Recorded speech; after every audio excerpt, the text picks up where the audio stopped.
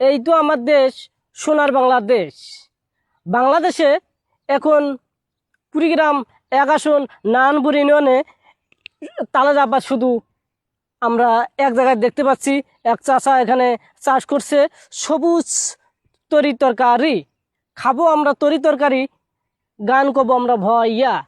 চলে যাবে এখন চাষার কাছে, কি কি এখানে উৎপাদন চাষা করছে। চাষা আসসালামু আলাইকুম। ওয়ালাইকুম আসসালাম। চাষা ভালো আছেন? হ্যাঁ, ইনশাল্লাহ ভালো আছি।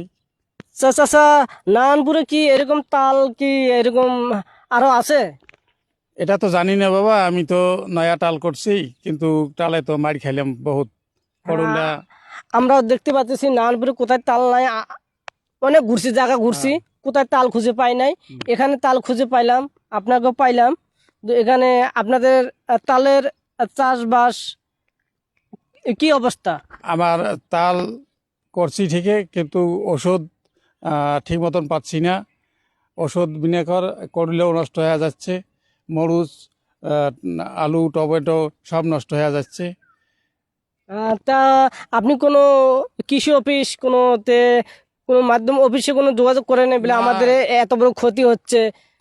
কোনো অফিসে যাই নাই, এমনি ওষুধ দোকানে খামারে নিয়ে ব্যবহার করছি, কিন্তু সে ওষুধে কাজ হয়নি। উম, এখন কি ওষুধ দিলে কাজ হবে, এটা আমার ব্যবস্থা করে দেন। ঠিক আছে। আসসালামু আলাইকুম দর্শক, আপনারা সবকিছু দেখতে পাচ্ছেন, সবকিছু শুনলেন। আমরা কৃষি অফিসে, আমরা নাগেশ্বরী কৃষি অফিস, জেলা কুড়িগ্রাম কৃষি অফিসে আমরা যোগাযোগ করব, কি ফলাফল চাষাকে দেওয়া যায় আমরা সেটাই করব। ধন্যবাদ।